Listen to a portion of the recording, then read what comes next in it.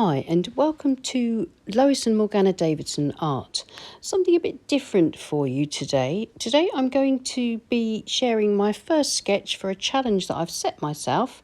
Today is day one of my one sketch a day challenge, where I'm going to be using this tiny little A6 sketchbook to sketch either in watercolour or pencil or line and wash once a day in order to try to become more fluent with my loose watercolour sketching. So whether you want to watch or whether you want to join me, I hope that you'll enjoy this 7-day series that I'm challenging myself to post. And I'll be so excited to see your paintings on Instagram. If you decide to join me on this challenge, you can use the hashtag Lois Davidson Art. And I'll be able to see your paintings, which would be wonderful. And if you're a member of Patreon, you'll be able to post your paintings in our private Facebook group. I'm using a mixed media sketchbook, so it's not watercolour paper, it's A6. I'll leave the details in the description below, so it's only about 6 inches by 4, really small, and I've got a washi tape border. So day one sketch is a little fishing boat at low tide. This is a photograph from Pixabay. You can see it's completely different from how my sketch ended up in colour, sort of shape, type. I mean, this looks like a sort of deserted boat in sort of tropical seas. And of course, you can make it more like this one if you want to. Sketching is everybody's choice. It's your own interpretation. But I want to turn it into the sort of boat that I could use in a harbour scene from my local area. So I'm going to be taking the shape of the boat and just using the shape, the proportions, the foreshortening that I can see in the photograph, the position and angle of it in the water, and I'm just going to be trying to focus on that. So I've drawn in a low horizon line and now using an HB pencil, I'm just going to quickly sketch in the shape of my boat. Now I'm looking at the photograph, back to my page, looking at the photograph and back nearly all the time. And all I'm trying to do is focus on the shapes that I see, not the boat itself, but parts of the boat. So you can see this sort of oval, slanted oval slipper shape that's showing up here, just as the rim of the boat at an angle, and then the back of the boat, which is a really important feature, that backboard on the hull that then shapes down into shadow, into the rudder sticking into the wet sand. So I'm focusing on those shapes first.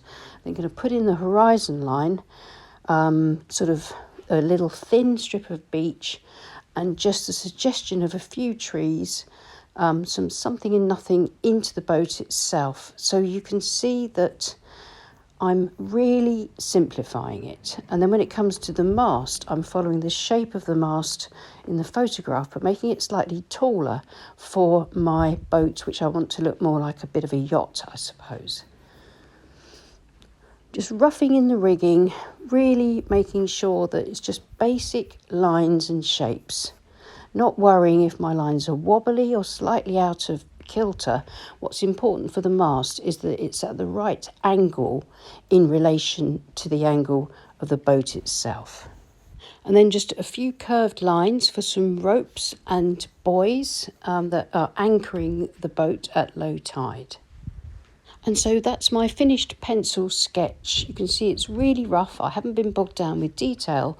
I've just translated the angles and the basic shapes that make up the form onto the page. Now, using a large round brush, this is a Perla, Escoda Perla, size 14, just putting a bit of cobalt blue across the page. It's not going to diffuse and soften very well because it's not watercolour paper, it's mixed media paper.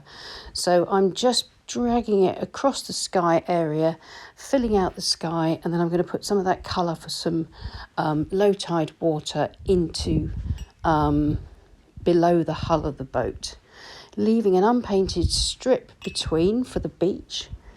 And I'm just going to put in the strip for the beach with raw sienna. So I'm only going to be using a few colours for this: cobalt blue, raw sienna.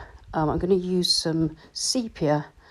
I'm going to try seeing if I can put a few clouds in, but no, I'm going to give up on that really quickly because mixed media paper is not lifting in the same way that watercolour paper would. If you've got a watercolour sketchbook, you can probably be a bit more ambitious with your sky. So I'm going to get a bit more of that blue paint onto the sky.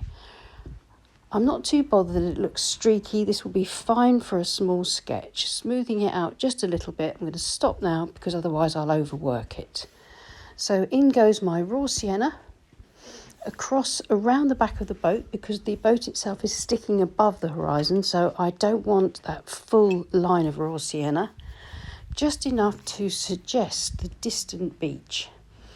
And then dipping into, I think it's a mixture of sepia and there was a bit of Payne's grey on my palette. Just pulling across really rough indications of a tree line here and there. Keeping it really simple, and that's as far as I'm going to go with that. And now onto the boat itself. There was some of that same sepia and Payne's grey mix into the dark shadowy area below the hull. A few quick flicks of the tip of the brush for a little bit of outline here and there on the rope and on the backboard of the boat.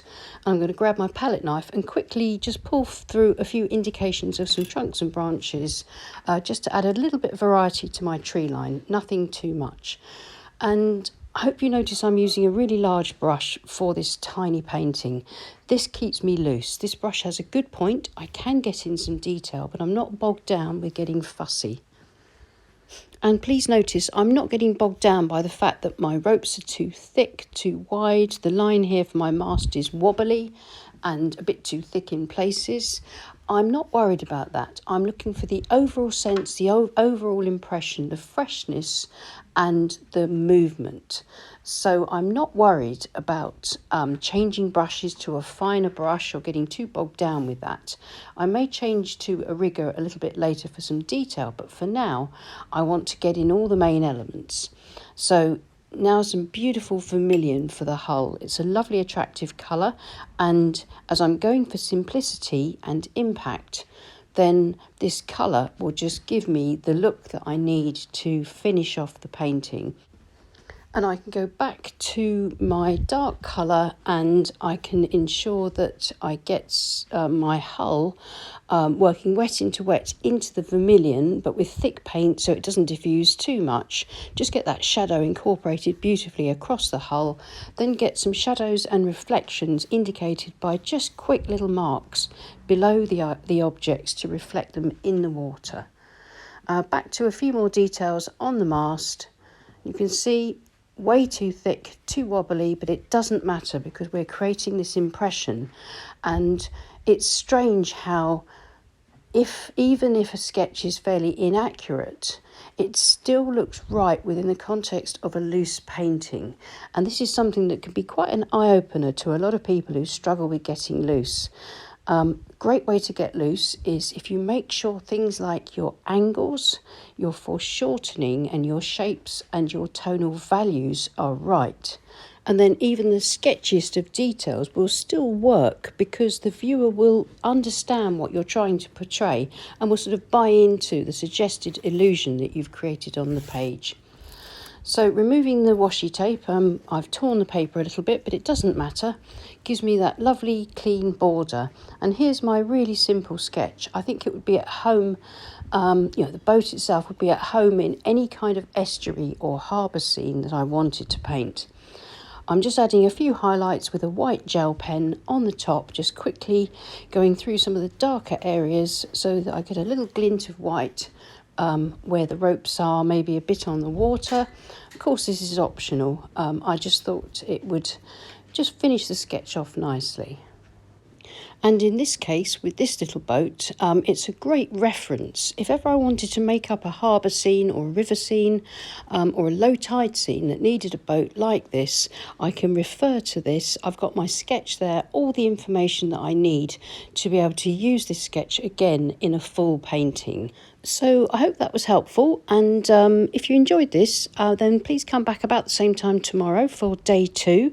And if you want to sketch along with me, then please share your work on Instagram using the hashtag for Lois Davidson Art. I shall leave that in the description below as well. So thank you so much for watching. Please like and subscribe so that you can see the rest of the daily challenges unfold. And thank you so much to everyone that follows us on Patreon. So I'll see you again soon, and happy painting and happy sketching. Bye.